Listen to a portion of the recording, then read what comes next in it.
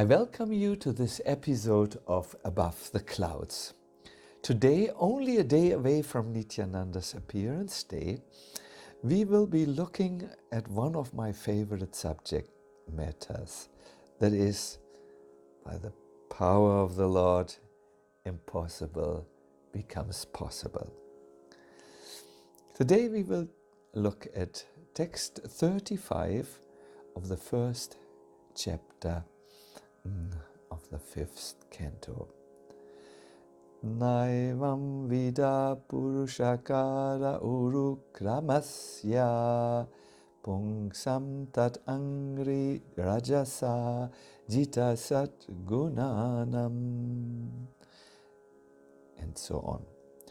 Translation: My dear king, a devotee who has taken shelter of the dust from the lotus feet of the Lord can transcend the influence of the six material whips, namely hunger, thirst, lamentation, illusion, old age, and death. And he can conquer the mind and five senses. The verse continued, but I would just like to take this part. Someone who is sheltered can, by the influence of his nata, his Lord, become able to do things which an anata, that is a person who is not sheltered, is incapable of even imagining.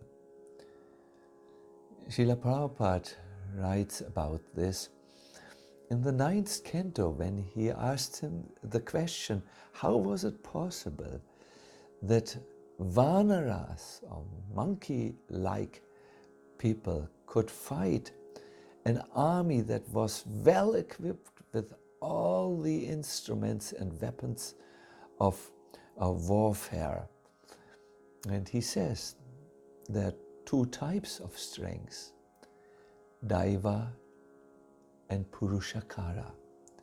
Daiva refers to the strengths from the transcendence, and puruṣa-kāra refers to the strength organized by one's own intelligence and power.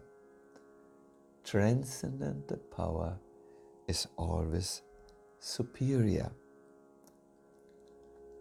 And in the purport of today's verse, Prabhupada says, since the Supreme Lord is all-powerful, he can do things that seem wonderful for a common man. Similarly, a devotee who has taken shelter at the lotus feet of the Lord can also do wonderful things, unimaginable to a common man, by the grace of the dust of those lotus feet.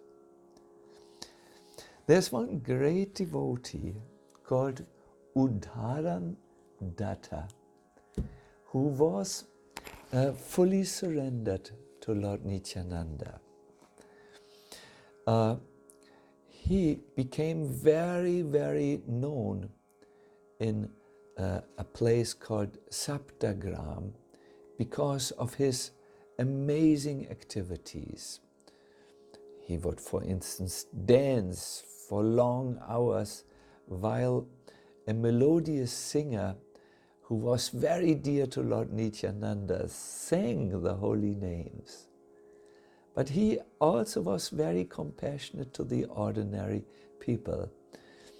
When Uddhāran-datta saw that there was a devastating famine, he set up a camp of 10 acres of land, constructed a huge warehouse where he stored rice, lentils, vegetables, and so on. And then he had regularly brahmanas cook the food and distribute it to the poor and needy. No wonder that he became well known even far beyond Saptagram. Now one brahmana became very envious. Udarandata was not from the Brahminical society. He was of a lower birth, so to say.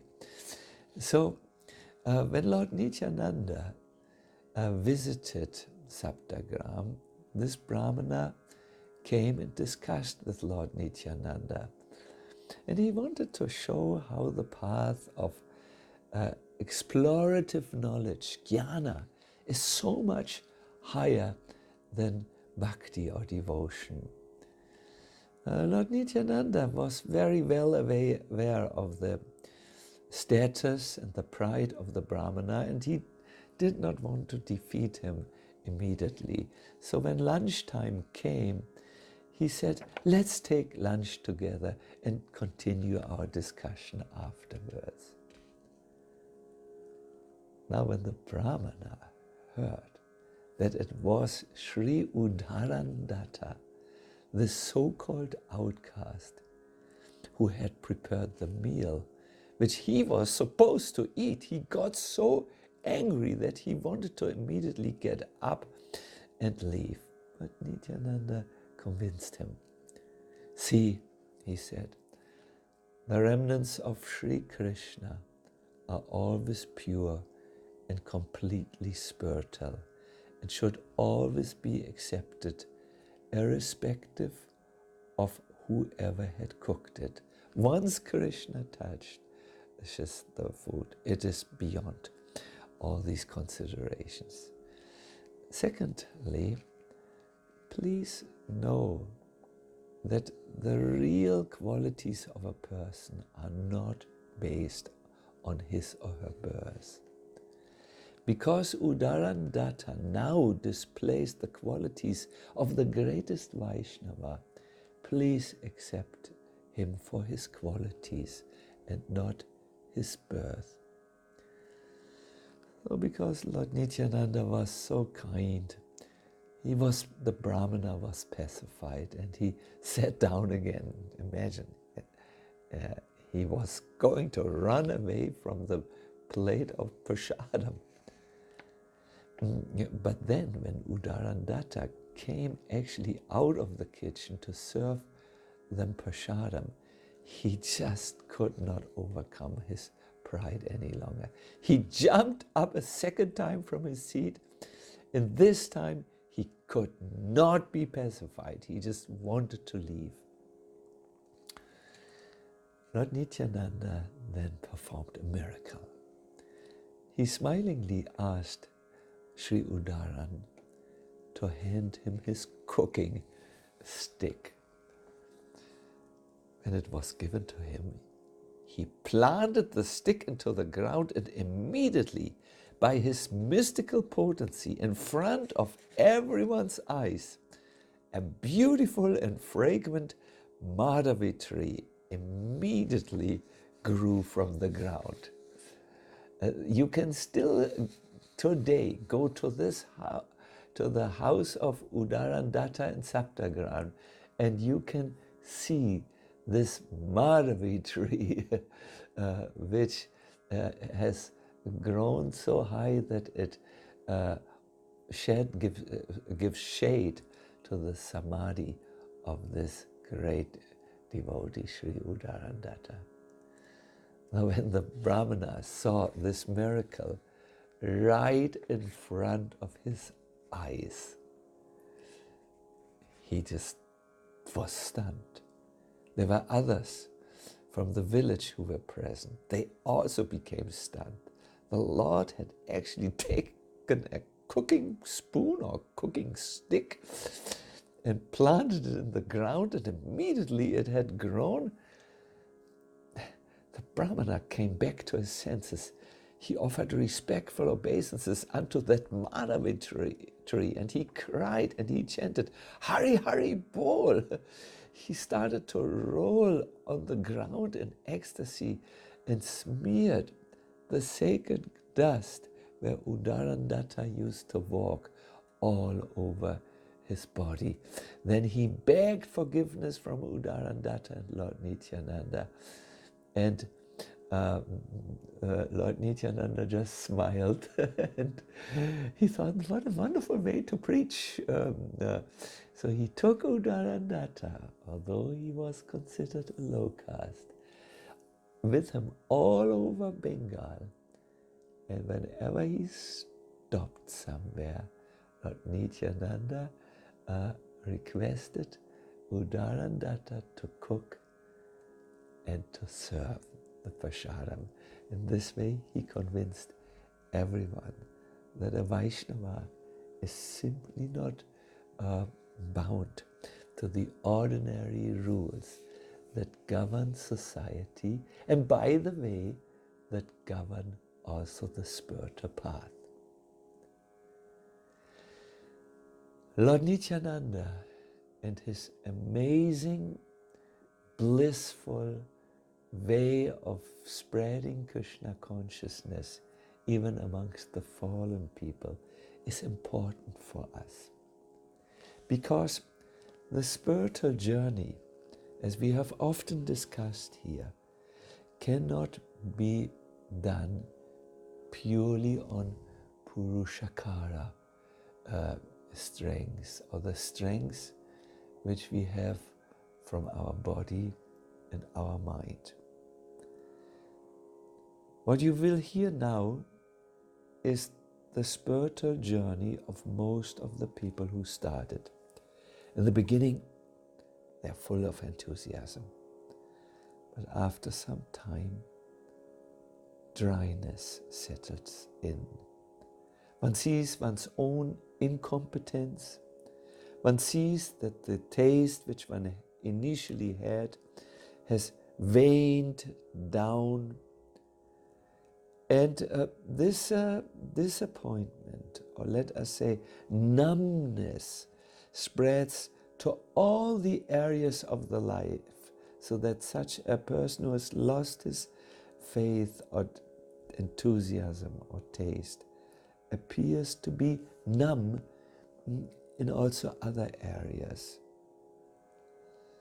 At that time, the devotee will redouble his efforts. He will maybe even take up difficult to perform austerities. He will take responsibility. But when all this does not work, the devotee comes to the second stage. Here he sees, despite my best efforts, I could not fight my old habits, and I became a victim. Actually, now, he says, I don't care anymore to be intensely engaged. I don't care any longer about my spiritual practices. I will go and make compromises, or if I can't do this, I will vent my anger and rage against God. And after some time, the third level may come. The devotee understands,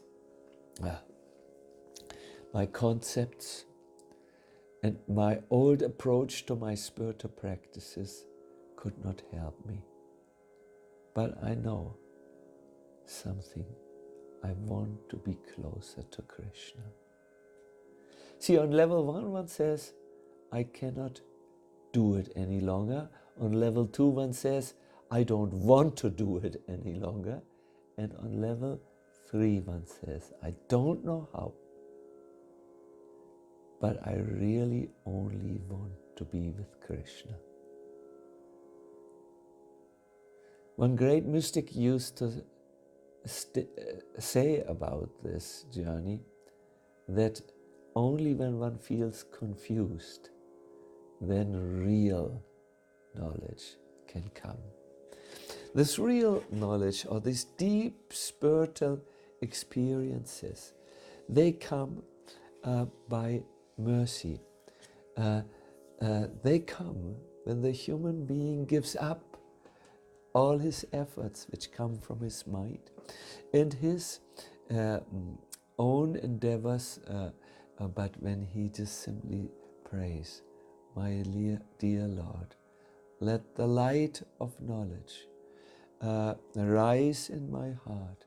Let it illuminate my life so that I can come close to you. Nityananda's appearance day offers us a chance to go to the most merciful form of the Lord. Lord Nityananda, who could even make a dry stick turn into a blossoming, fragrant Madhavi tree. I wish you all the best for Nityananda Trayodasi. May what you are looking for be granted to you by the most merciful Nityananda. See you for the next Above the Clouds.